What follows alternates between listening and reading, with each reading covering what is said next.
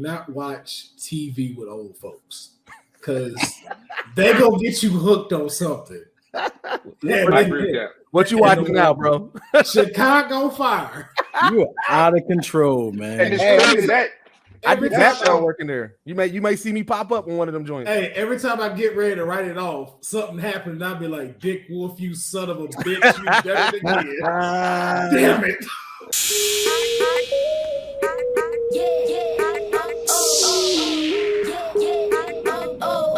Man, you come straight out of a comic.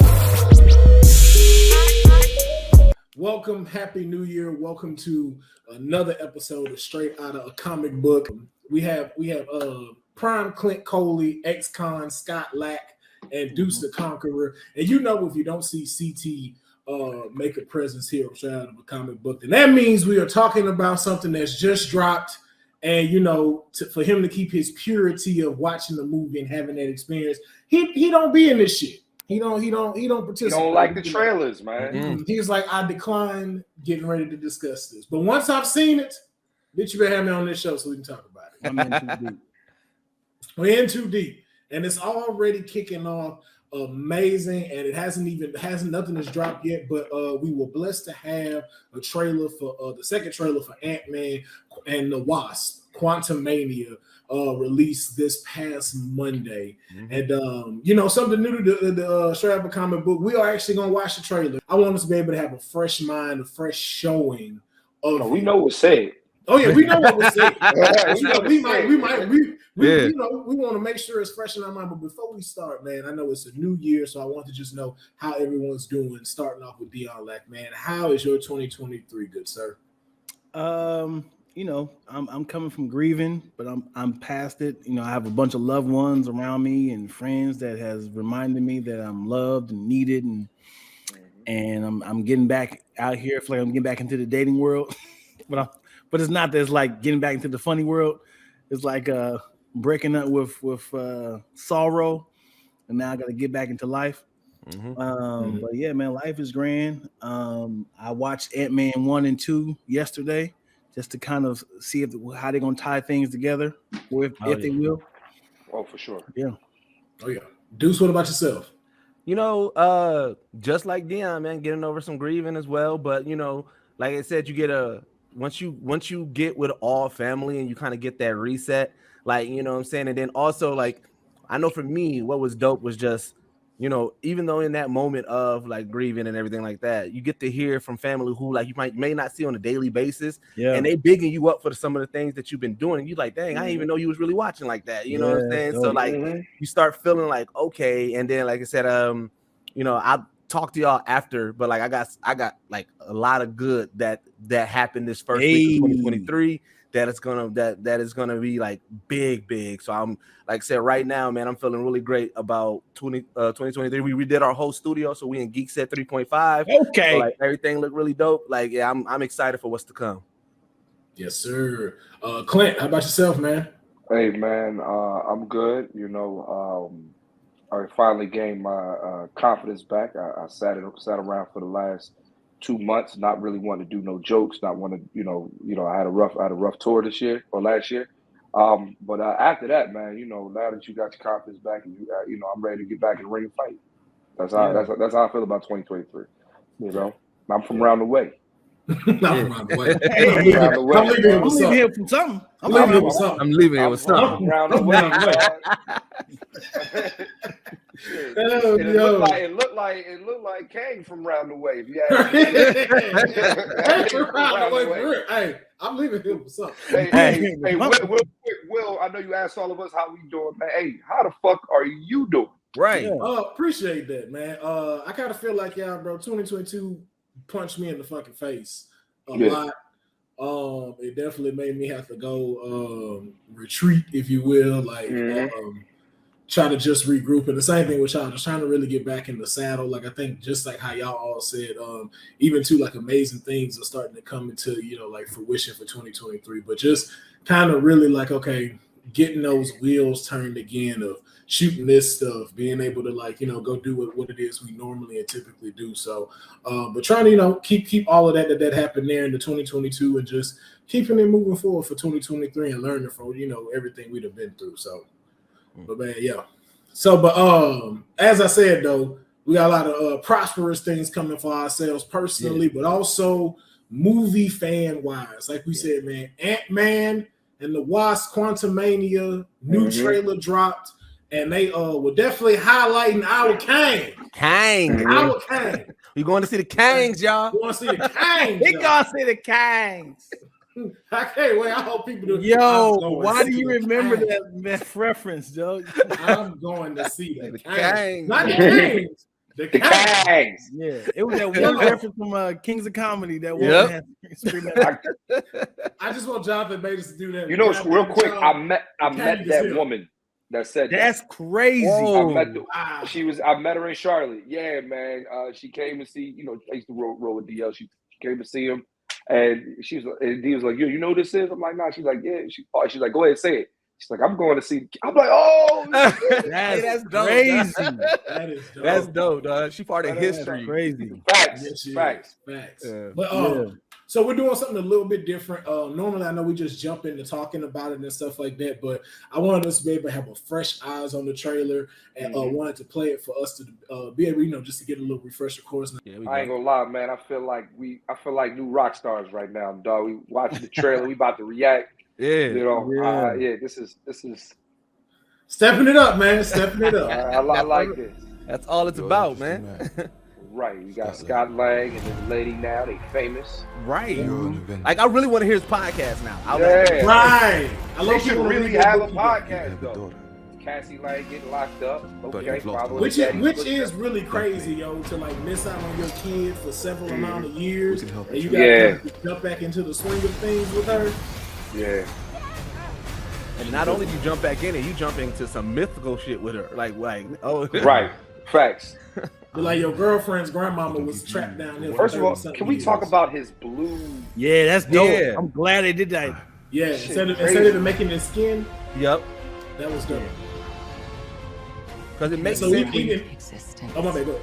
I was gonna say it makes sense with knowing how much he travels intergalactically and through. Yeah. Like, you have your own way. That way you can breathe, so you can be anywhere. I just lost so much. I definitely want to talk about what do you think what did he offer Scott in exchange? We're gonna talk about it. I see y'all both getting excited. Everybody got theories. Why was Scott so important to him? This is a crazy ass scene, right? This is crazy. Which makes me think though it's happening in something even smaller than the quantum realm, because it showed Cassie looking at something like if she's waiting for him to get out of that orb that he's in. So that's even more interested in like what different level of the quantum realm in this, and why is it doing that to him? You may not want her to watch this. We had Kang look like he about to wreak havoc, man. Bro, Jonathan Majors gonna have an amazing. No doubt. He's gonna have to show so many different characteristic traits with all his variants. Look at him. I ain't seen nothing like that since Bane and The Dark Knight. Right, exactly. That's what that was. I nearly adopted the dog. What's crazy about the trailer too, when you see like the trajectory of his acting, like he come in calm, but by the end he is a conqueror. Like it's like, bro, like dog, what? This is not He Who Remains, man. Not at all. Not at all. So y'all think he's gonna last an extra 5-6 movies, or this is him? This is it. Well, who is he you talking about? Who is he? Yeah. Talking about Kang? Kang. I think so. Yeah. He has my bad. Kang Dynasty, huh? Yeah, because just by watching the trailer. He's got to be in Loki too. We know that for a fact. You know what I'm saying? So he's in 2 things this year automatically. But those are 2 different characters, right? Those 2 different variants, right? They're going to be 2 different variants. Yep. Well, no, 3 actually. No, 3, because like we don't know which version of Kang Loki is going to now run into. We don't know who that is. Right, exactly. Yeah, this will be the 3rd version. Yep. Yeah, because that could be Supreme Kang for all we know. So the one who got killed is the one who remains. Yep. Mm-hmm. Yes. That's the one that's 1,000,000 years old. So that's the one that's been through all of this already. Yeah, and just seen it all. The cycle. Yep. Yeah. Yep. So these are the ones that got released. I think we are going to see a lot of him, because the more I watch this second trailer, it makes me think this is not an Ant-Man movie. This is Kang's movie and Ant-Man being put in his situation. Mm-hmm. Yep. Because even like they said, getting ready for a new dynasty. It's like you're not talking about Ant-Man when you say that. Ant-Man don't have a dynasty. No. So it's just like, yo, whatever it is this dude is planning, it has something that's not even going to just affect like 616. It's something major setting up because there has to be a reason he was kept down there and trapped. Yeah.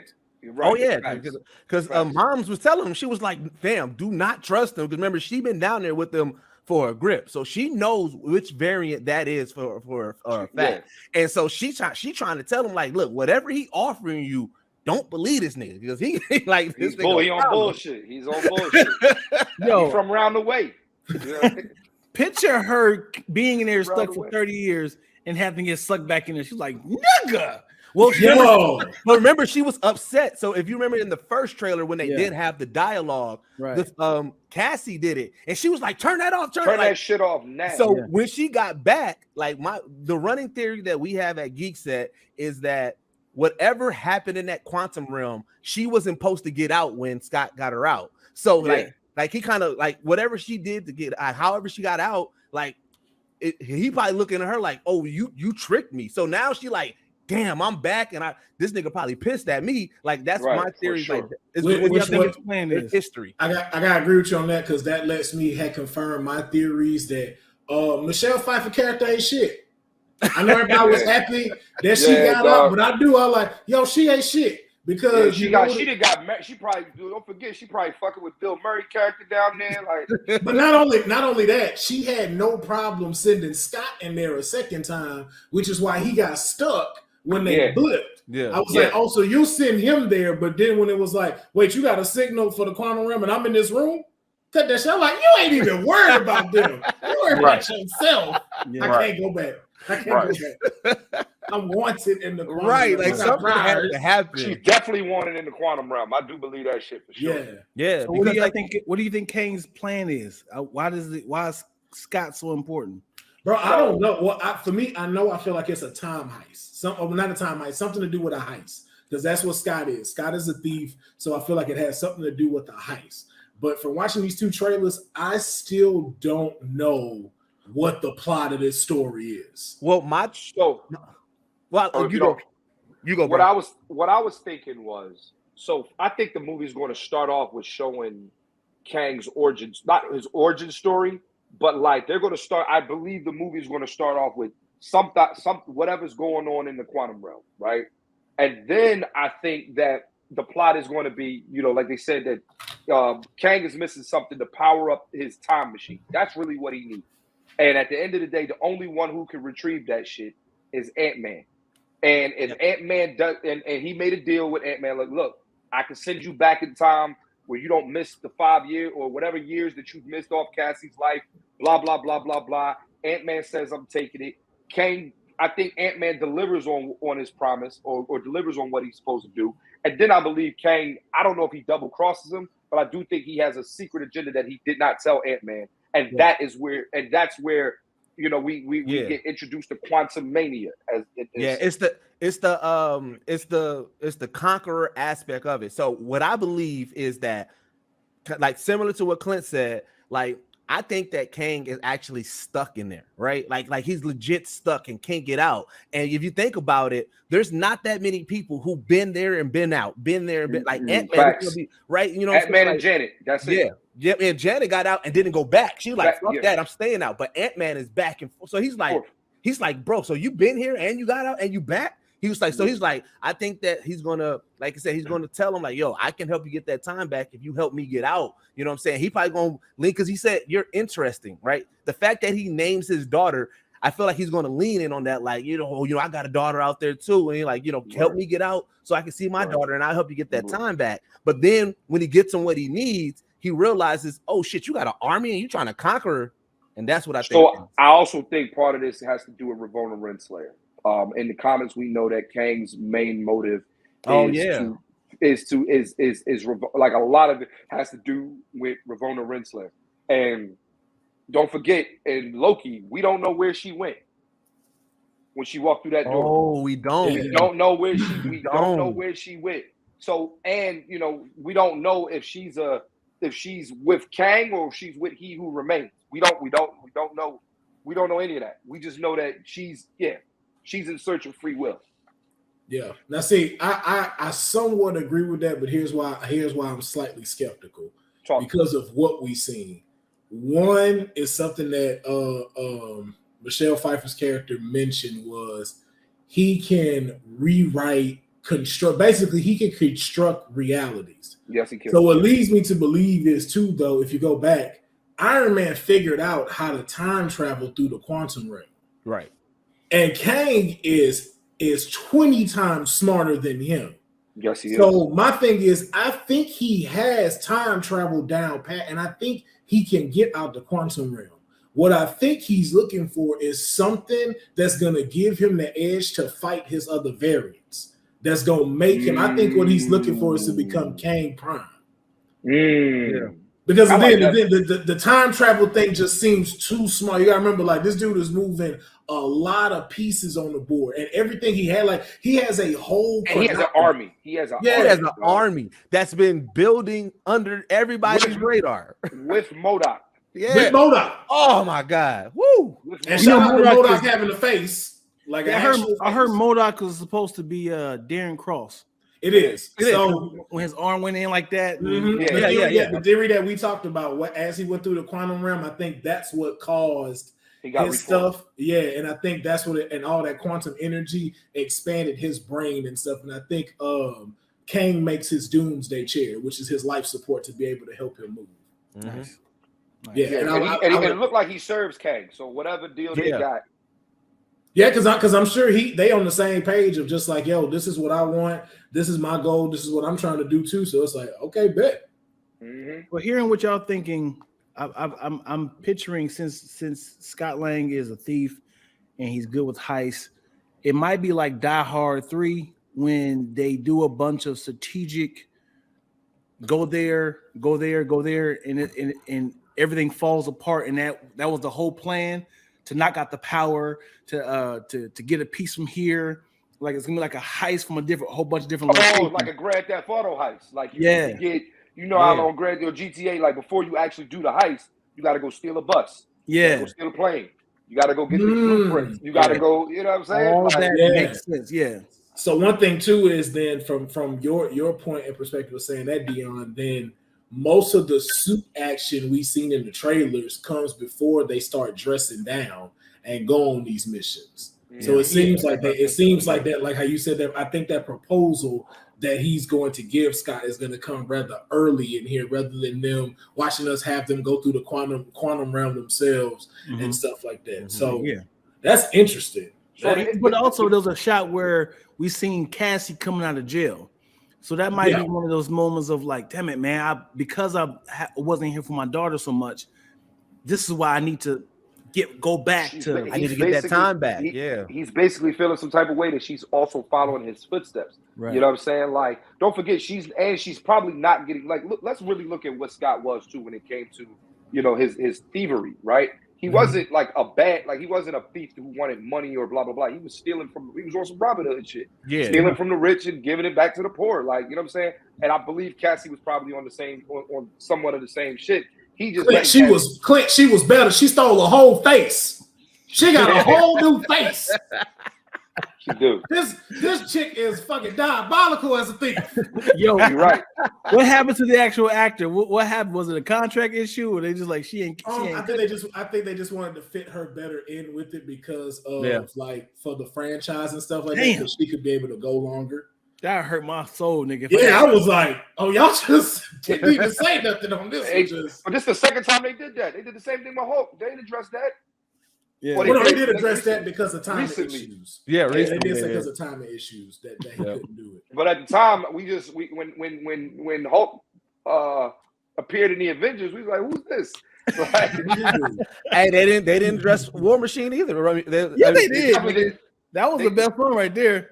Yeah, he said, "I wasn't expecting you." He said, "I'm here. Let's get over it. Let's get past this. Move on." That was the shot. He showed it. I forgot all about that. Wasn't expecting you. Let's get over it. Let's get past it here. I think the best like recast and like like the TV play with it, was when they replaced Aunt Viv. Yeah. That was to me the funniest shit. Like Jazz walked in. I don't know, but there's something different about you. Ever since you had that baby, you've been looking different. You've been looking real different. Like, you got shorter. Let's not address the big ass elephant in the room. Your hair's different. Right. You ain't been disciplining the kids like you used to. No. Where's the Black history lessons? Like you ain't getting any lessons anymore. Like they said you ain't been going to college to teach no more. You ain't been showing up. I ain't seen you do this. I ain't your dance class heard about you. They're like, where you been? Even Nikki looking at you real weird. Like, what's going on? So here's the next thing, right? So we all know that. I'm not a comic book nerd, but I do know about Kang the Conqueror. You can't beat Ant-Man. Can't beat him at all. He definitely cannot. No, Can't beat. There's nobody there that can beat him. So the question is, does Ant-Man die in this movie? It looked like it, bro. There was 2 scenes in here. He got turned to one of his. I don't know if that was him or a variant that got turned to spaghetti. But then also, hey, Kang stomped him out. Like that was Menace to Society stomp out. That was stomped him out. I ain't gonna lie. That was for American You History can't win here. I ain't gotta win. Did you think you could no? win? Before that, he said, "Oh, you thought you was gonna win?" Like, he came at him hard, dog. Right? Like you can't win because he doesn't have any powers, man. Like Ant-Man, what can he do? Here's the thing, though. Too, we got to remember, like Nathan. Even though these are 2 very huge obstacles, Nathan is very smart and has technology at his side, but he's not strong. No, like if you really like mess with his pride and stuff like that and go square toe to toe, like even Ant-Man can kick his ass. Oh, okay. He's not strong, so it's like that. But powers because that's the technology. So that's the technology. His origin story. He used to get bullied in school and shit like that. Like they used to talk like Kang. Low key, Kang was. I mean, for lack of a better word, he was pussy. Like I hate to say it like that, but that's really what it was. And he just has infinite technology to where he knows your next move. He knows every time when you're going to strike. That's what He Who Remains was doing. Like, look, Sylvie. No, nigga, you can't touch me. Like, right. Like, remember, in that moment, he was laughing at him. He was like, fam, it's right here. Read it. It's like, I know exactly what you're going to do. Like, right. So, and even handed it to you. Look, you can even read what's about to happen next. You still gonna do it.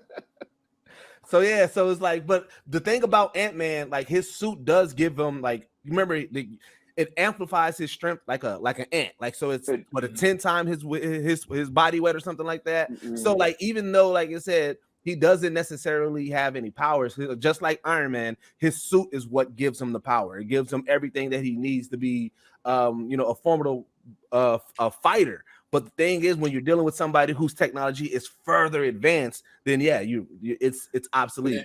And then also too, we got to remember, Ant-Man and the rest of them are still kind of at a disadvantage because they're in the quantum realm, so they do have to be careful when it comes to shrinking and increasing. There's no telling what pockets they can fall into doing that stuff. Yeah. So, go ahead. No, I was gonna say, and then, like I said, and then like with the quantum realm, it's just this nigga's playhouse. Not even just what you can slip into. He's been here, so it's like, you know what I'm saying. Like you gotta. He got the upper hand right off the rip. He literally has a whole city. He has home court advantage. Man, this motherfucker, you're playing ball in Chronopolis, my guy. Like, you know what I'm saying? It's similar. It's similar to like in Wakanda Forever when they went to the water to fight Namor and his people. It was like, bro, you're going in their playhouse for this final battle. That doesn't make sense. So them on one ship just was very questionable to me. Y'all took one boat. That was it. Yeah. So like with this one, you're in his playhouse. The fact that his pyramid, his base is like it looked like his base has elements of everything. Like it's a pyramid. It got like the 10 rings symbolization in there. Yeah. Like his base looked beastly as hell. But what we can say is, though, he's not the only one that's been there. Oh, yeah. So even in building that, there has to be some type of resistance that's been built up to try to keep him at bay as well, because I'm sure that there's people that's down there that's not with that and what he's trying to do, and maybe want to try to come to Scott to be able to stop that stuff. But I don't see it happening. Like I don't know what this dude got. Like even like with Bill Murray, it's like, yo, he may have Bill Murray in his pocket.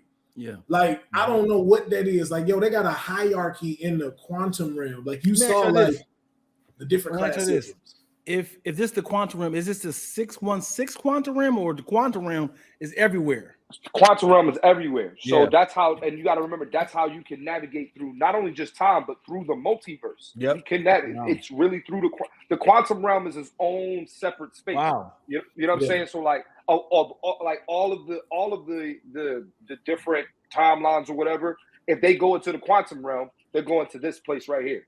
It's like the grand central station of everything. Like it can take you to the astral plane. It can take you to the different multiverses that you wanted to go to. It's kind of like that. You know, it would be dope if it was a scene, you know, like on Back to the Future 2, when you can see a scene from another part of the movie from the first one.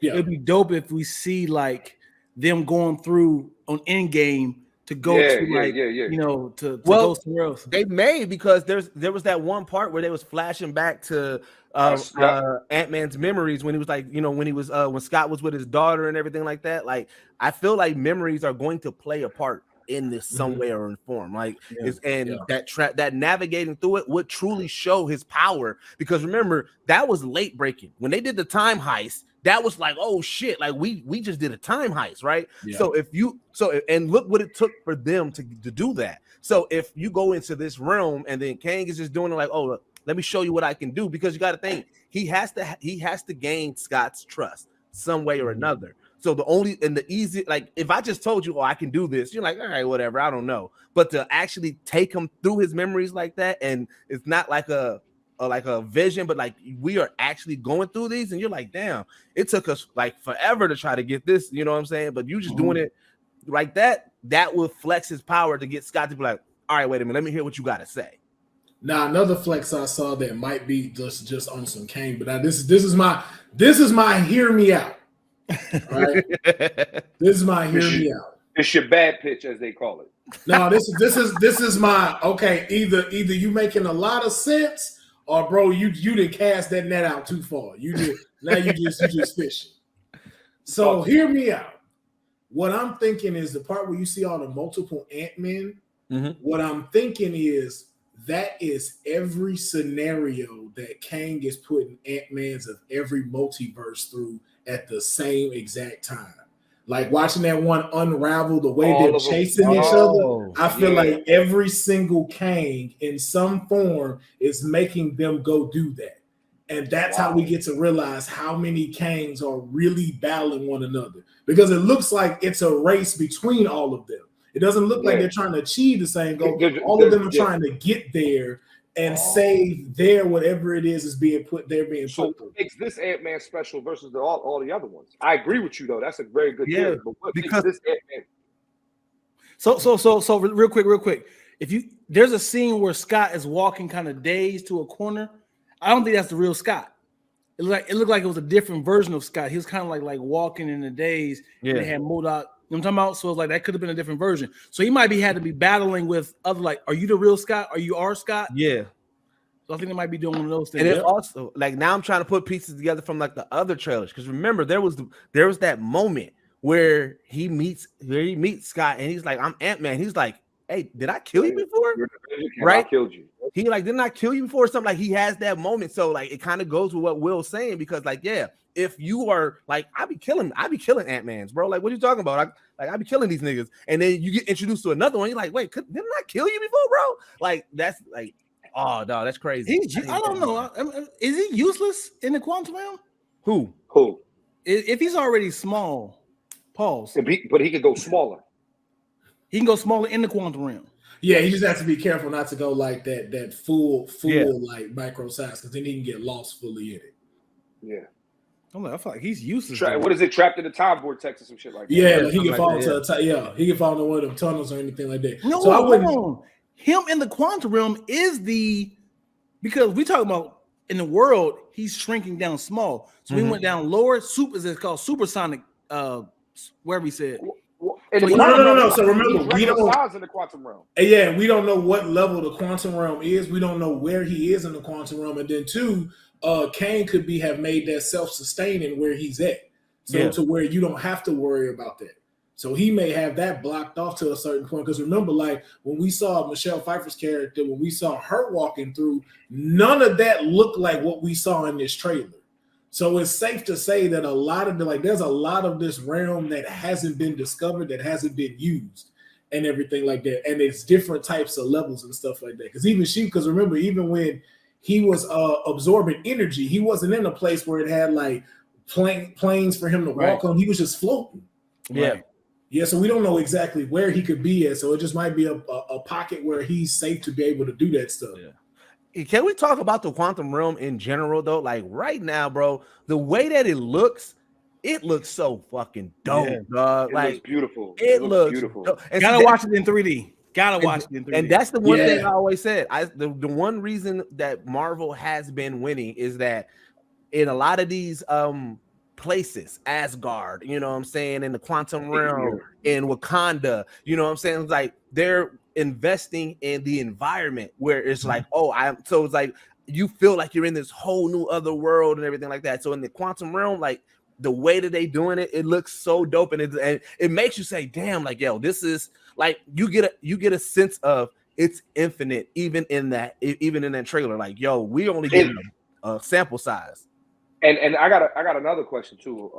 You know, I want to know, how did Kang build all of this stuff in the quantum realm? How do you get like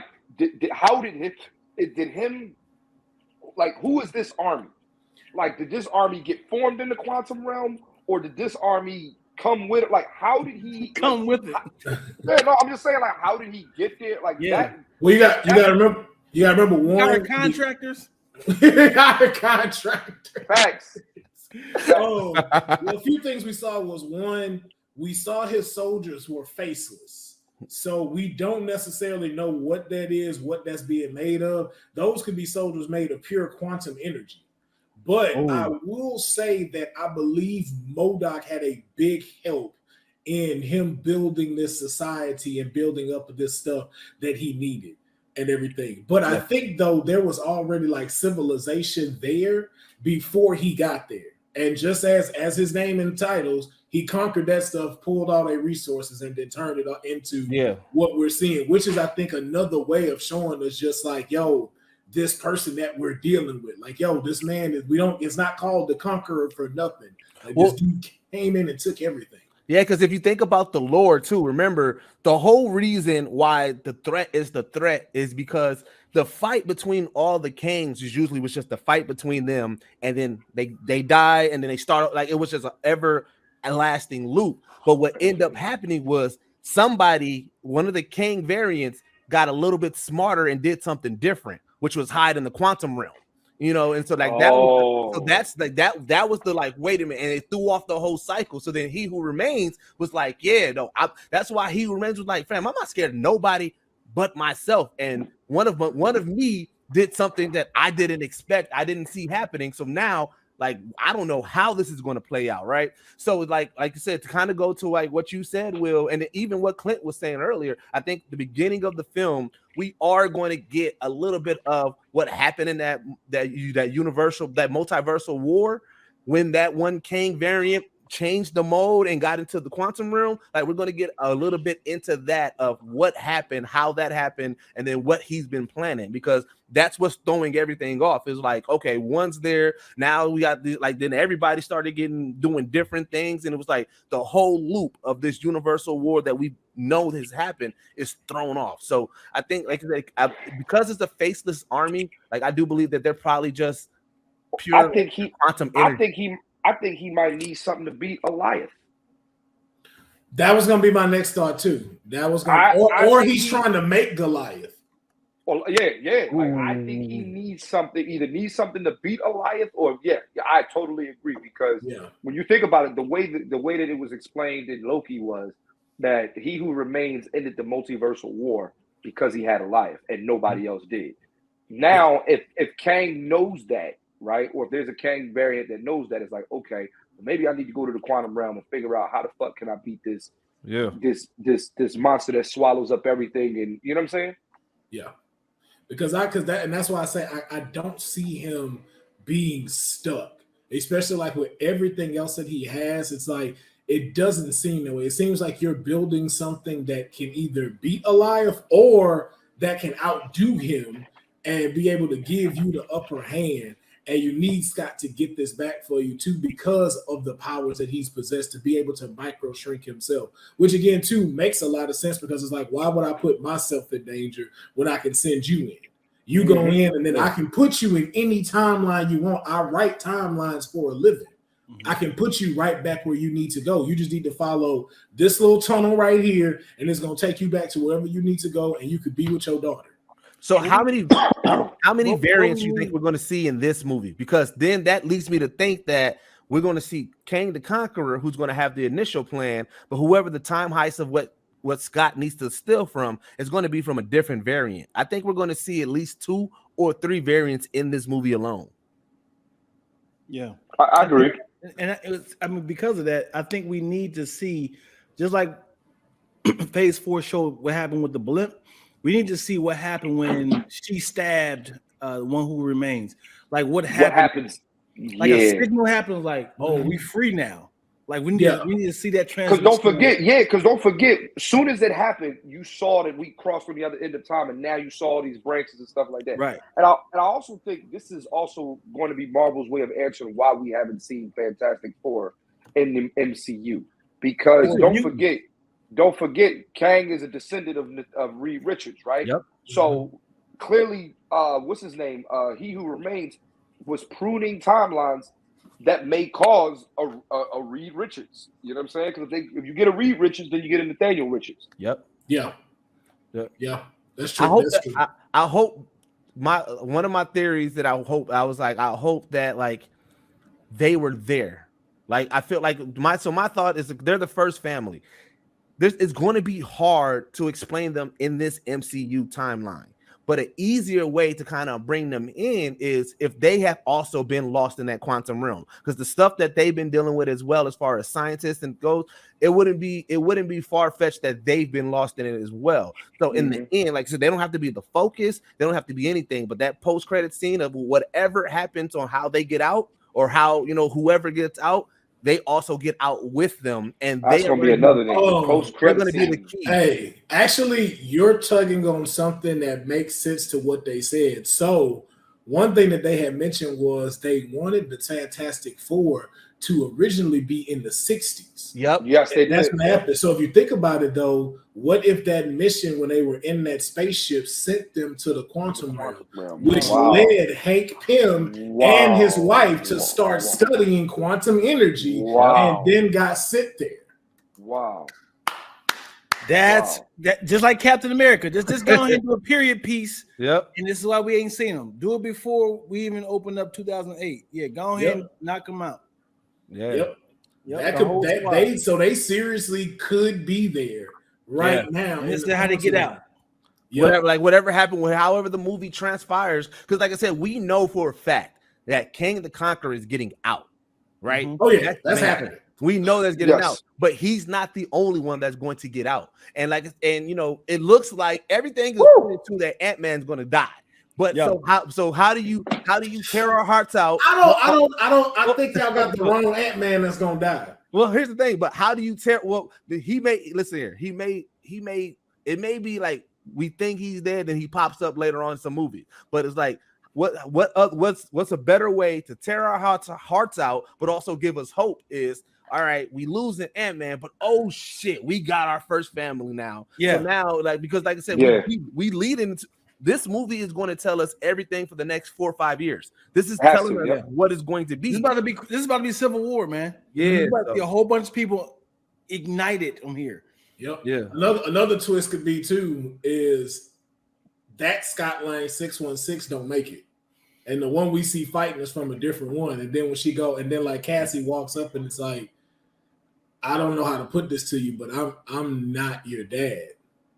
I'm not from that earth. Like, Right. yo, Right. like when you saw him go, like, I'm sorry, cat. Like, no, he really didn't make it. Like, Because as soon as all these Scott Langs, Ant-Mans complete the task, Kang just kill them all. Like, just kill them all, and then one gets free and just constantly killing them all, like trying to. Yep. Yeah. Because I'm very like scared for this. This is the first time I'm just like, yo, I don't see them making it out of this. Like, I mean, he said it. He said, "Look, I ain't got to win. We both just got to lose." That's like he said that. But who's on the outside? Who's on the outside of that little quantum thing? Like, I know they're not gonna bring back T.I. or why not? Why not? Bring my boys back. They were barely in the second one. They were barely in the second one. Bring my boys back. You see what had happened? The fact that he's my favorite narrators, dog. He telling the story, so yeah, I can see him like, hey, all right, let's just press some buttons, and then they're like, oh shit, there goes Scott. Like, the fact that so I was at the subway, and then my homegirl came up to me and she said, "Yo, have you seen your first Scott Lang? He's out." I'm like, "Oh," so I tried to go and find him, but I was like, "Yo, the fact that T.I. is in the MCU period makes me laugh." Me too, though. Like, let's just the fact that Clifford Tip Harris. Yeah. I think he might be the only rapper, right? Oh, Meg Thee Stallion.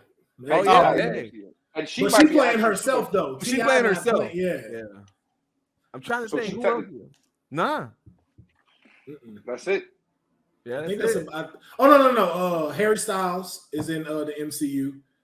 He was in Eternals, the little end credit scene. The dude that walked up. He's an artist. Are they gonna tie the Eternals in this, man? Are they? What is happening with the Eternals, man? Yo, that's like the DCU of the Marvel. they don't address anything with MCU. Like I said, the Eternals is Age of Ultron. We're not going to appreciate them until 3-4 years down the road when we start dealing with like Galactus and stuff like that. That's when the tie. I did not appreciate Age of Ultron until they tied so many things from that movie in the last 5. Like, it was crazy. You know what I'm saying? And people don't realize how much that was really the turning point in some senses of the MCU. Like with Wanda Maximoff, with the Infinity Stones. Like we didn't know. I didn't know. You know what I'm saying? Yeah. There was a lot going on. And I remember in Endgame, I mean, he literally said, "I picture this. I seen this. I seen everyone die." Yeah, like he tied all of the. Like, I seen Captain America. I seen, you know what I'm saying, he literally seen everybody, and they literally recreated that scene. That's what gave him his purpose. That's what gave Iron Man his whole purpose. After he saw that vision of everybody dying, he was like, I got to create this suit, this armor. That's when he created Vision. That's why he felt the need to do the time heist and everything, because he was like, I've seen this. I need to prevent this or everything like that. So yeah. So that's why Ultron is the greatest villain of all time, and coming in above him is the Scarlet Witch. Think about it. She did not change that hex. She made that nigga go kill himself. She was like, "Yo, die," and she never took that out of his head. And he was like, "Yo, I'm gonna do this till I die." What happened? You're right. Scarlet Witch is the baddest bitch in the MCU. Okay, now I agree with that. I agree with that. Because man. Is she did? She can. No, I don't think she did. No, I don't think she did. You saw the red. You saw that. Yeah, man, unless you watch them die, they didn't die. Exactly. You know what she did? She killed herself out of existence. She like, I just don't want to be here. I can come back. I'm choosing to be dead right now. Yeah, that's how powerful she is. Like, no, I'm dead. I'm not here, but I'm here. But I'm dead. Here. I'm still trying to see how they're gonna tie together the X-Men Quicksilver into this. I'm still trying to see why they did that. I think they're not going to do that until Secret Wars is going to tie into so much stuff. Because I think, like I said, we're not going to get I feel like the only one that makes sense to tie in or even introduce in this movie is Fantastic Four. But like far as X-Men and all the other ones, I don't see them tying that in yet. Well, I'm still on my theory that every X-Men we saw in Fox happened on 836. So the one where we saw Charles pull up, I feel like that Quicksilver from Fox, he's in that one. Mm-hmm. That's that whole timeline. All of that happened there. Yeah, and stuff.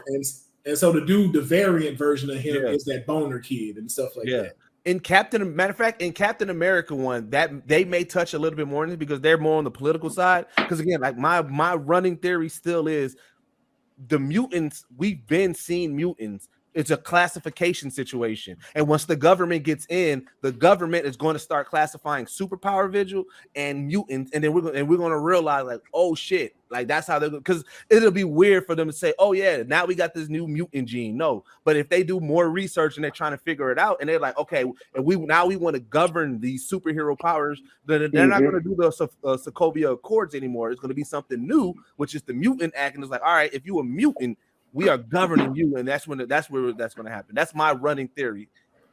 Here's another thing I got too to tie in that Quicksilver stuff. It's kind of far because I could be off on it.